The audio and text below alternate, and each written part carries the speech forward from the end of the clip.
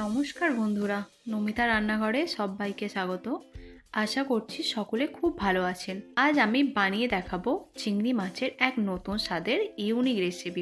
এই রেসিপিটা বাড়িতে থাকা কিছু উপকরণ দিয়ে খুব সহজ পদ্ধতিতে বানিয়ে নিতে পারবেন।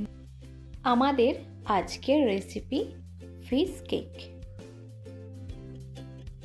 ফিশ কেক বানানোর জন্য প্রথমেই আমি এখানে 100 গ্রাম মটর ডাল নিয়ে নিয়েছি। মটর ডালটাকে আমি 5 থেকে 6 ঘন্টার মতো ভিজিয়ে রেখেছিলাম। আমি এখানে মটর ডাল ব্যবহার করেছি, আপনারা মটর ডালের বদলে রাজমা ডালও ব্যবহার করতে পারেন।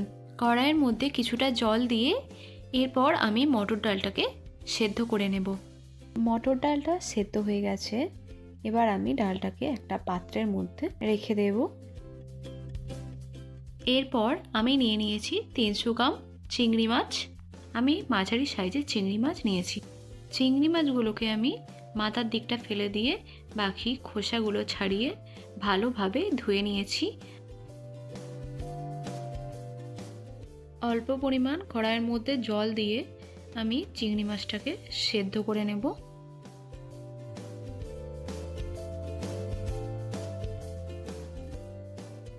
চিংড়ি মাছগুলো সেদ্ধ করে নিয়েছি, এবার আমি একটা পাত্রের মধ্যে তুলে নেব। এবার আমি সেদ্ধ করা মটর ডালটাকে ভালোভাবে হাতে করে মাখাবো। আমি হাতে করে মাখিয়ে নিচ্ছি, কারণ এটাকে বেশি পেস্ট করার দরকার নেই, হালকা দানা দানা ভাব থাকবে, মাখিয়ে নিলেই হবে।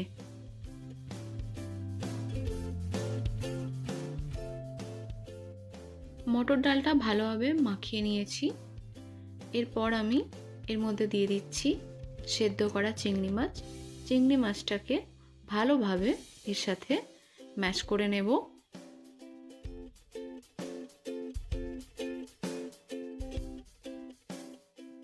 মটর ডাল আর চিংড়ি মাছ আমার ভালোভাবে ম্যাশ করা হয়ে গেছে।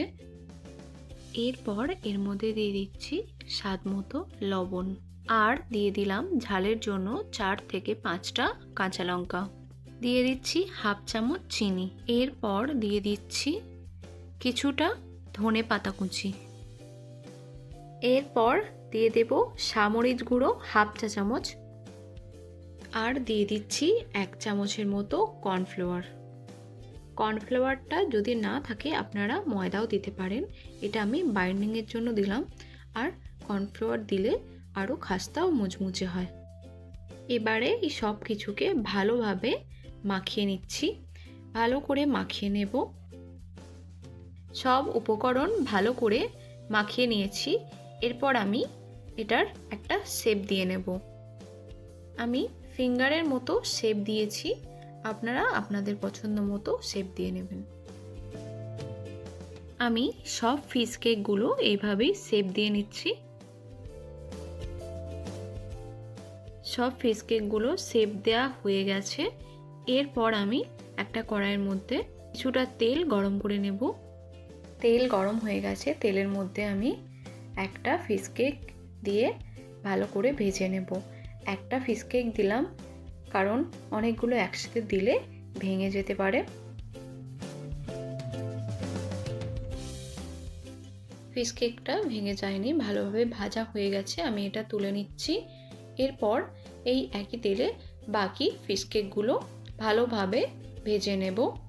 লো টু মিডিয়াম ফ্লেমে ভাজতে হবে, কারণ যদি হাই ফ্লেমে ভাজি তাহলে ফিশ কেকের গাটা আগেই ভাজা হয়ে যাবে, ভেতর ভাজা হবে না। তাই একটু সময় ধরে মিডিয়াম ফ্লেমে ভাজতে হবে। সব ফিশ কেকগুলো আমার ভাজা হয়ে গেছে। গরম গরম ফিশ কেক সন্ধেবেলা স্ন্যাক্স হিসেবেও সার্ভ করতে পারি, অথবা ডিনারে স্টার্টারেও সার্ভ করতে পারি। তাহলে দর্শক বন্ধুরা, আজকে আমার এই রেসিপি আপনাদের কেমন লাগলো আমাকে ভিডিওর নিচে কমেন্ট সেকশানে কমেন্ট করে জানাবেন। ভালো লাগলে লাইক করার অনুরোধ রইল, আর বন্ধুদের সঙ্গে অবশ্যই শেয়ার করুন। ভালো থাকুন, সুস্থ থাকুন। আমার চ্যানেলে নতুন হয়ে থাকলে চ্যানেলটি সাবস্ক্রাইব করে পাশে থাকা বেল আইকনটি অবশ্যই প্রেস করে দেবেন।